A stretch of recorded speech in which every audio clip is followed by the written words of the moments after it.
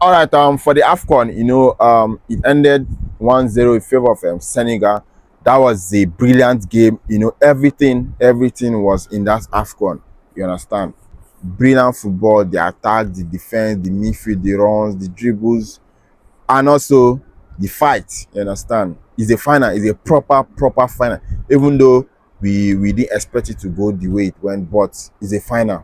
You understand? And that is African football for you.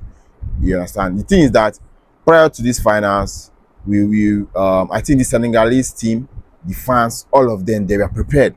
They were prepared for the worst because they've seen what has been happening to the other teams, the likes of Tanzania in the round of 16, how they were treated, you understand, in the field of play, the poor officiating towards them, and also in their fans, you understand, they were not giving enough seats for their fans to you understand. No much space was allocated to them, you understand. Also against Cameroon, same thing happened.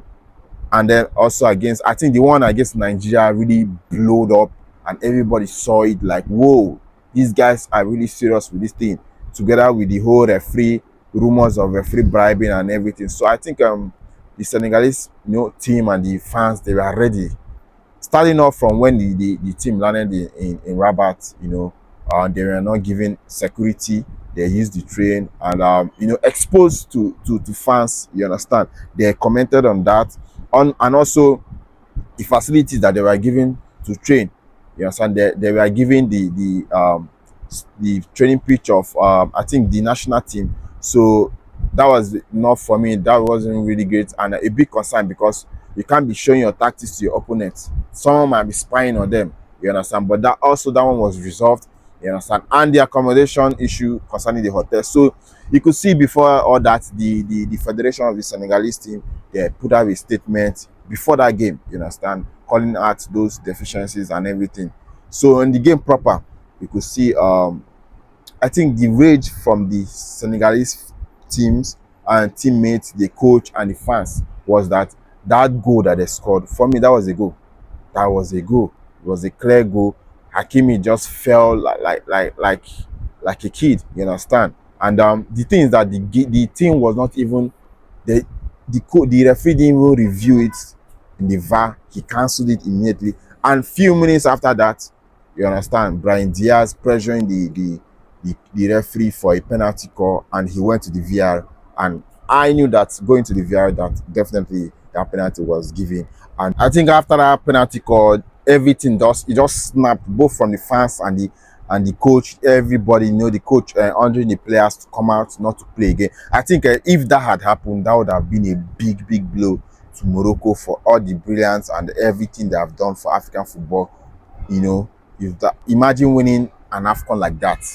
That would have sent a wrong signal, and for years to come, for generations to come, Morocco would have been accused, and this the Afcon, if they have won it that way, wouldn't have hold waters, because people will not recognize them as champions. There will always be bribery and corruption attached to them, you understand. But we saw how everything went, you understand. Mane also trying to bring the team back, and that was a good leadership skill for him.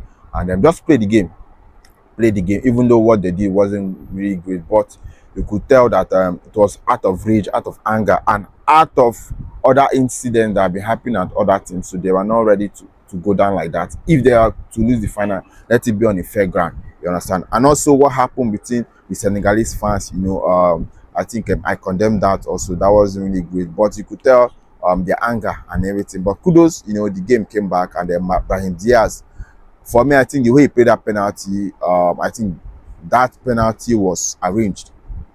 That was arranged, because had it been he scored that penalty, the game would have ended, and trust me, more chaos would have happened on that field of play. More chaos would have happened. I think it was arranged between both parties. Just play the penalty like this, let it be on an equal ground, and then let's resume the game. You understand? So he played it. Mendy saved it, and they continued, and that brilliant strike from Papagui, what a strike, you understand. That was a brilliant strike, and it ended them the win. So kudos to this Senegalese team, you understand. Even though me, I wanted them to win, I backed them to win, not just because I hate Morocco or I don't like them. It's because of, you understand, the way they have been going about this competition. You understand? The way they have been winning their games, there have been so many wrong calls towards opponents, and then they have benefited a lot from poor refereeing decisions. So kudos to Senegal, and we've been hearing rumors of Mane. Maybe he might be retiring from this. I think he said this might be his last AFCON. We've not heard anything official from the player, but these are just side talks. Maybe after the World Cup he might retire. We never can tell. But he has done himself a whole lot of good to AFCON. You understand, for his people. So good one for him. If he decides to sign out, at least he's living on his head high, you understand, after doing the business for Senegal to AFCON. So good one. That was a good game.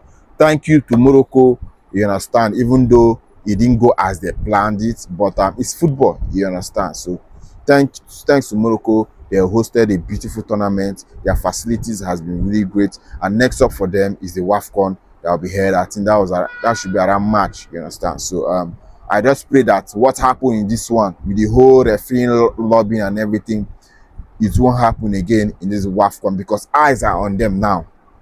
You understand? Eyes will be on them on that WAFCON. You understand? If you want to win it, play and win. Fine. And win is scrum. Not the other way around. So kudos to them, and then kudos to Senegal.